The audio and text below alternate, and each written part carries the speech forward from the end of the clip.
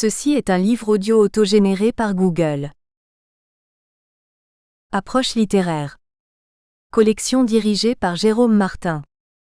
Cette collection réunit des essais et travaux divers dans les domaines des études et de l'histoire littéraire, dont des monographies. Dernière parution. François-Patrick Postal, Margaret Atwood, Des romans pour 2 siècles, 2021. Abdesselam El-Ouazani, Dans la peau des terroristes. Pour une théorie du portage, 2021. François Fossier, La France dans l'érudition littéraire de l'âge classique, 2021. Fabienne Gaspari et Florence Marie, L'incarnation artistique, mise en scène littéraire, 2021. Moulay Youssef Soussou, Flaubert. Évolution et métamorphose du style, 2021. Bernard Lathuille, La poésie du prosaïque. De Boris Vian à Frédéric Dard, 2021. Daniel Dugas, Baudelaire, Eux et nous.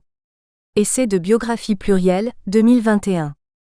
Ronald W. Tobin, L'aventure racinienne. Un parcours franco-américain, 2020. Venezia Parlea, Milan Kundera ou l'insoutenable corporalité de l'être, 2020. Dr Wijdan Alsayegh, La poésie d'Ali Abdullah Khalifa. La perle et la mer, traduit de l'arabe par Hamid Larbi, 2020. Jean-Claude Bondol, L'écriture réaliste et ses techniques. Nana d'Émile Zola, 2020. Bernard Lathuille, San Antonio ou le temps majuscule, 2019. Philippe Arnaud, À quoi bon Achille. Une autre lecture de l'Iliade, 2019. Christian Youi Adir, Marie Nimier, L'écriture et son double, 2019.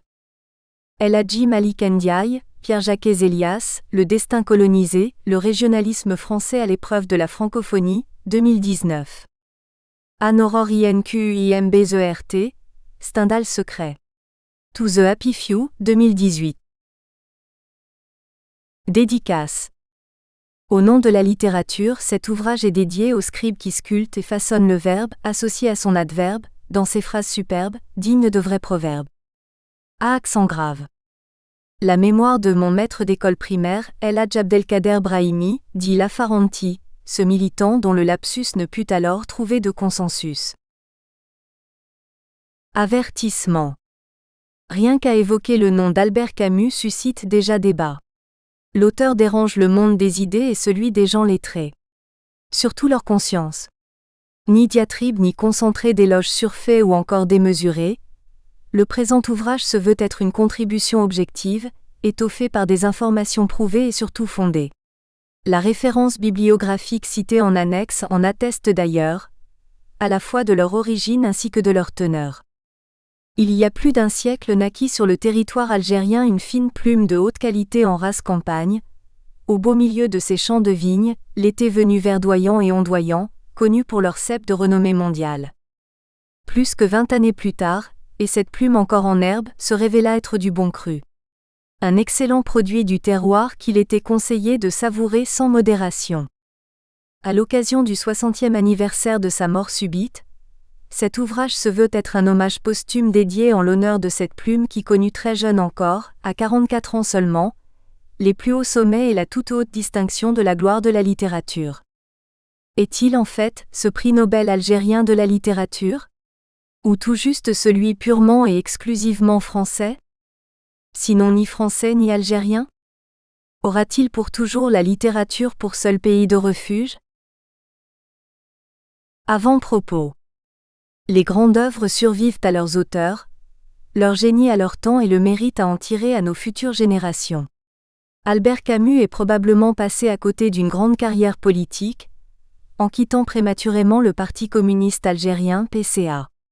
Il aurait pu y revenir, en tout juste accélérant sur ce champignon et pousser le texte de la littérature un peu plus loin dans le contexte conjoncturel de l'époque, afin de mieux libérer les consciences, au lieu d'observer cette longue et plutôt inattendue abstention qui interrompit de manière abrupte sa carrière politique et du coup, marqua à jamais les esprits des uns et des autres. Voilà pourquoi le nom de l'auteur, bien plus que ses œuvres, fait encore polémique en ce moment même. Une question de subtilité probablement, à l'effet de bien amorcer ce dangereux virage qui lui coûta la vie et nous laissa à jamais sur notre faim. La vie des légendes est parfois ainsi faite. Courte et brève, mais très difficile à cerner dans ses contours comme dans son sens. La plume d'Albert Camus s'est subitement arrêtée un 4 janvier 1960. Il reste à savoir quelle destination finale donnera plus tard la littérature à son premier homme, une fois que l'homme de lettres s'est abstenu d'écrire comme il a toujours su bien le faire pour notre univers, puisque parti pour d'autres cieux et à jamais. Prologue. L'éternelle question des origines trouve toute l'étendue de son explication dans l'opposition de fait et tout à fait naturelle de la véritable patrie de l'être humain à celle de son adoption, jusqu'à parfois les rendre complètement fusionnelles en une et une seule terre d'accueil, éternelle. C'eût été un peu osé de notre part de titrer le présent ouvrage par Albert l'étranger, Camus l'arabe. Mais bon, à l'origine, et dans la logique des choses et de l'histoire de l'humanité, l'Algérie était bel et bien française à cette époque-là, du moins ses populations de fait des sujets français, à différents niveaux de citoyenneté certes, mais français quand même, selon les principes mêmes des lois d'alors. Mais Camus, celui auteur du roman L'étranger, pouvait-il être un arabe, même si sa condition de pauvre et de démuni de tout lui faisait exprimer cette honte vis-à-vis de ses pairs plutôt assez nantis de la métropole? Si dans son subconscient, il se classait du côté des indigènes, il n'a par contre jamais manqué de se dresser contre ses propres compatriotes lorsque la logique et sa conscience des choses le lui dictaient. Tous les paradoxes que cultive sa personnalité s'y retrouvent par conséquent, fortement imbriqués et sérieusement impliqués. Plutôt toute sa différence par rapport aux autres auteurs d'expression française ayant choisi l'Algérie comme terre d'accueil ou même d'exil est là. Et à plusieurs niveaux. A. Si l'Algérien de condition pouvait encore se mouvoir en cet arabe, kabyle ou encore berbère de naissance. A. S'il ne manquait pas tout juste ce petit quelque chose propre à ce peuple sous-développé, à léguer cet humaniste d'esprit et de profession. Albert le Français, Camus l'Algérien. Il est des controverses au sujet de certains hommes de lettres, à vous donner le vrai tournis. La question n'a rien à voir avec leur magnifique tournure de phrases et autres arts scriptural choyés et hautement appréciés, qui leur sont reconnus pour leur majorité. Ni même une quelconque relation de causalité avec leurs très précieux écrits littéraires, dont la plupart d'entre leurs récits et autres documents autrefois bien transcrits, restent à ce jour encore d'actualité. Ni même encore bien souvent le moindre rapport avec leur cause jadis bien défendue, parfois contre tous, et aujourd'hui trônant de leur poids et valeur tels des réalités tangibles ne souffrant aucune ambiguïté, ni même un tantinet contesté. La question du jour peut paraître aux yeux de certains comme faisant partie d'un domaine très compliqué, où parfois seule la psychologie ou même la psychanalyse ont ce droit absolu et surtout sacré d'y entrer au travers ces portes restées toujours hermétiquement closes au reste des autres disciplines réunies. Cela a surtout rapport avec la personnalité de l'auteur, et son statut tout à fait particulier. Albert Camus fait partie intégrante de cette dernière catégorie. Et comment ? Lui, le franco-algérien ou encore l'algérien français traîne derrière lui, un demi-siècle après sa mort, un problème d'identité. Il se trouve être aujourd'hui au milieu de cette polémique, où tout un chacun se revendique le droit de le parrainer. Pour probablement en revendiquer tout seul le mérite à détenir ce droit d'accès à ce prix Nobel, dont l'auteur devait en décembre 1957 brillamment le décrocher. Et dont ce dernier n'en avait pu en effet, pleinement en jouir et en profiter, puisqu'il trouva la mort en embuscade sur son itinéraire routier et professionnel, moins de 5 ans plus tard. Un simple accident de circulation qui devait tout faire capoter pour les uns, bien loin de la religion et ses nombreux dogmes. Sinon tout juste le sort de son destin ainsi transcrit bien avant que l'auteur ne commençât à écrire le moindre manuscrit, pour ses autres en plein dans la dévotion et ses nombreux attributs. Lui, le natif de Mondovie, aujourd'hui Dréan, Algérie, est mort sur le vrai territoire de ses ancêtres, en France plus précisément, après avoir quitté pour un moment celui où ses parents étaient depuis longtemps déjà établis et où il y a tout le temps vécu et longtemps aimé vivre. À la naissance d'Albert, en 1913, à Mondovie, Annaba, Algérie, Camus, le père, le caviste de métier, ne savait pas encore qu'il avait rendez-vous avec ce bon cru du pays. Le beau soleil doré de ce magnifique territoire situé au sud de la Méditerranée était pour beaucoup dans le mûrissement du petit prodige qui allait devenir plus tard le seul prix Nobel, à ce que je sache, né sur le sol algérien. La famille Camus, mû par l'aubaine d'enregistrer la naissance de 2 petits garçons en l'espace de quelques années seulement, n'eut même pas le temps de bien célébrer ces 2 importants événements que Lucien Auguste, le géniteur d'Albert, mourut l'année d'après l'anniversaire de son dernier-né. Dans notre maudite vie, il est parfois des destins qui sont faits ainsi. Des destins où le père a juste le temps de passer ce nécessaire flambeau et véritable témoin à son nouveau-né, et de disparaître tout juste après, et à jamais. Celui d'Albert est de cela. Son orphelinat paternel, il le connut très tôt. Juste au bout d'1 an d'existence.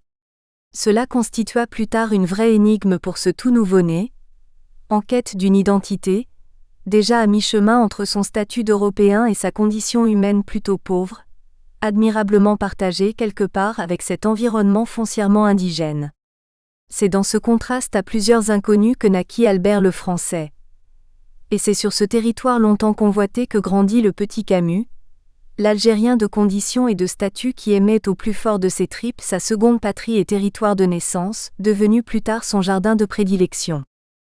Né juste quelques mois avant le début de la Première Guerre mondiale et ses lourdes conséquences pour le peuple français, il trouva plus tard sur son chemin de la vie la mort, à 46 ans et des poussières de jours, soit juste 2 petites années avant que la patrie qu'il chérissait tant ne retrouvât son indépendance au bout de 8 longues années de calvaire.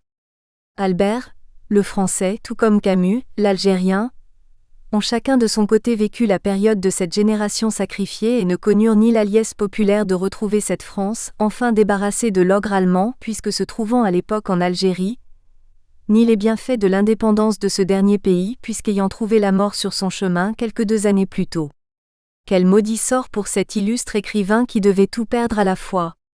Après avoir été illégalement spolié de cette identité d'indigène qui manquait à son misérable palmarès, là voilà cette écriture de choix venue en bout de chaîne miraculeusement le sauver, grâce à ce titre honorifique qui en fait aujourd'hui le seul et unique prestige de l'Algérie. Le 4 janvier 1960, soit juste 2 années avant que n'eût lieu également la mort subite et tragique d'un autre écrivain, assassiné sur les lieux du savoir, algérien de souche celui-là, en la personne de Mouloud Ferraoun, la vie d'Albert Camus prit fin. L'Algérien de naissance, se cachant derrière sa condition de démuni et ce soleil qu'il chérissait tant, quitta à jamais son territoire de prédilection. Le Français de par son nom, le fait lui également. L'Algérie comme la France se trouvèrent dès ce moment-là quittes. Même si plus tard, chacun pour soi et tout le monde de son côté ou à part, ruminait à l'infini cette frustration de ne pouvoir encore compter à lui tout seul parmi ses effectifs un pareil érudit qui produit de la belle littérature. Né juste à la veille d'une guerre, 1914 à 1918, Albert Camus aura vécu l'espace de toute une guerre, 1939 à 1945, avec ses héros et ses martyrs, ses bienfaits, et ses misères, ses raisons et ses travers, ses victoires et ses nombreux revers. Comme son destin était solidement attaché à cette guerre, il ne connut malheureusement jamais le bout de l'autre guerre, celle d'Algérie, à laquelle il a pourtant pris part avant même qu'elle n'éclatât grâce à son combat et surtout à ses positions affichées publiquement en faveur de cet indigénat qu'il considère être cette condition humaine en droit de faire valoir ses droits pour recouvrer ses attributs et autres bonnes valeurs. Camus est, quoi qu'on dise, un homme de guerre qui va rapidement en guerre contre ses esprits tordus et ses manières peu humanistes des gouvernants et autres énergumènes. Il lui est arrivé de faire même la guerre à sa propre patrie, la France en l'occurrence, pour sauver l'autre patrie de l'auteur, qui n'est autre que son pays natal, du joug de cette autre puissance coloniale. Les Allemands, je veux dire les nazis, n'ont également pas été épargnés dans l'autre guerre menée contre eux par entre autres, les Français durant toute la période succédant à l'entre-deux-guerres jusqu'à la totale réappropriation de cette région de l'Alsace et de la Lorraine, d'où l'écrivain titre l'essentiel de ses origines et racines parentales. Mieux encore, un titre édité à titre posthume, relate ces 3 lettres écrites durant les années 40 du siècle dernier à son ami allemand, lettres à un ami allemand, dans lesquelles il prédisait avant même la fin de cette Deuxième Guerre mondiale le recouvrement par les Français de leur territoire où était né son propre père. De l'étranger, il n'y a rien de si étranger à l'Algérie, terre de naissance et d'amour de l'auteur considéré, si ce n'est l'assassinat de cet Arabe-là qui fut cette victime abattue d'une balle dans la peau, sous ce soleil de plomb et au bord de cette mer de merveilles, tant choyée et longuement chérie dans ses nombreux écrits. 1. Une mer de peine. N'est pas forcément orphelin celui qui a perdu son père. Le vrai orphelin est plutôt celui qui vient de perdre pour de bon et à jamais sa mère. Nous n'inventons rien du tout en affirmant cela. Tous les dictons, maximes, bonnes paroles tirées du terroir et des expériences des êtres sages et très cultivés confortent cette idée. Bien au contraire, ils l'élèvent au rang des repères en matière de culture et de tradition dont notre littérature s'en est inspirée de manière à longtemps la perpétuer à travers le temps. En perdant donc son père juste un an après sa naissance, Albert Camus ne peut par conséquent être considéré tel un vrai orphelin. Sa mère, à qui revint alors la charge de l'entretenir, de le nourrir et plus tard l'éduquer, et quelle éducation, a comblé pour le chenapan ce rôle ingrat dont le père était investi et que celui-ci n'a pu remplir pour avoir quitté très tôt ce bas monde. Sa mère s'est donc admirablement acquittée des deux rôles, celui de la maman et celui du père, absent à jamais des lieux. Telle une brave, elle a bravé tous les dangers pour ne jamais prendre congé de ce garçon qui allait très vite se faire un nom. Et quel nom! Aussi important et aussi célèbre que celui de son géniteur, déjà à son adolescence, sinon bien avant d'accéder au firmament de ce ciel dégagé réservé à ses prix Nobel nominés, comme il le fut lui d'ailleurs, un certain 10 décembre 57 du siècle dernier. Albert ne prenant jamais congé de Camus, son alter ego, savait dès son âge qu'il allait à travers son statut de Français de modeste condition, véhiculer cette double culture à laquelle ne pouvaient accéder tous les Français, imbus de leur autorité ou même incapables de se mouvoir au sein de ce flux humain, à cause justement de leur apparence et autres richesses ostentatoires. Sa mère s'occupant de ses petits métiers pour procurer à sa famille le gîte et le couvert, faisait partie de ce monde d'en bas qui ne voyait pas plus haut que le salaire du mois, longtemps attendu et déjà difficilement dispatché accent aigu avant même que n'arrive le moment de le percevoir. La famille Camus était dès lors contrainte de partager avec les indigènes toutes les contraintes de la vie, pour survivre et espérer un jour mieux vivre. Même sa condition de Française d'origine ajoutée à son statut d'Espagnole au vu de sa propre histoire, ne put lui valoir un bien meilleur statut.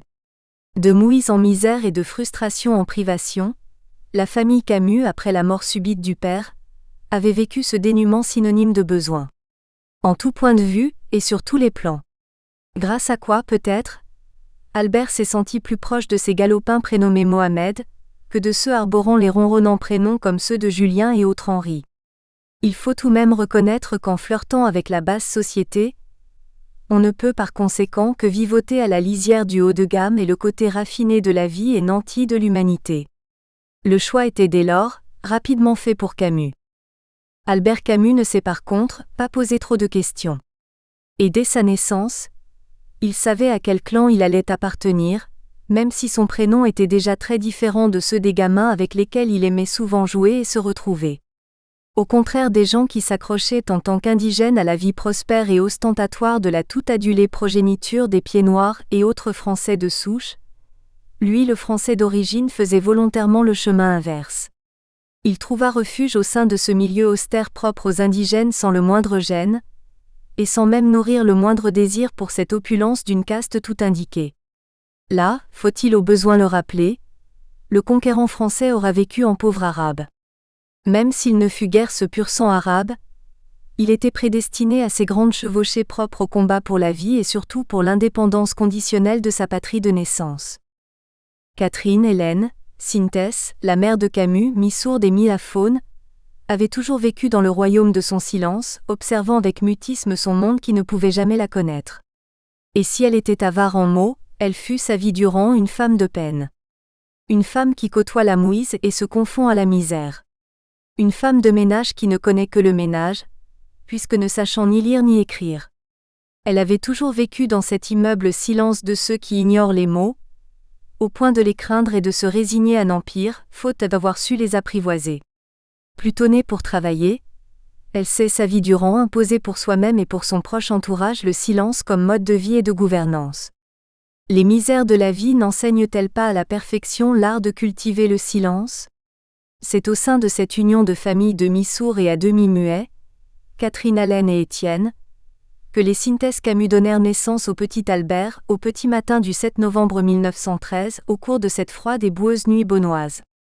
À peine passé le calvaire nocturne de cette charrette, conduisant à son bord la maman Hélène qui n'en finissait pas de s'enfoncer dans l'obscurité et de gémir sur des chemins détrempés, que c'est Albert qui vint au monde. Il y était venu déjà dès l'aube de cette journée pluvieuse, prolifique en moissons agricoles de l'été et littéraires de l'éternité. Sagement. Sans pousser le moindre cri. Ce fut un deuxième garçon, après Lucien son aîné de 3 ans. C'était bien, et le père était tout content. Tout s'est bien passé là au château du gendarme où le père travaillait. Mère de Peine devint alors mère Poule, pour la deuxième et dernière fois de sa vie. C'était à la veille de cette autre guerre, celle de 14-19e, au tout début du siècle dernier. Dans les pires moments de son veuvage comme dans les périodes les plus dures de sa vie, Catherine, Hélène, Synthèse a toujours été une mère courage, abordant son quotidien avec philosophie, et sa condition de pauvre démunie de tout avec beaucoup de dignité et de sincérité.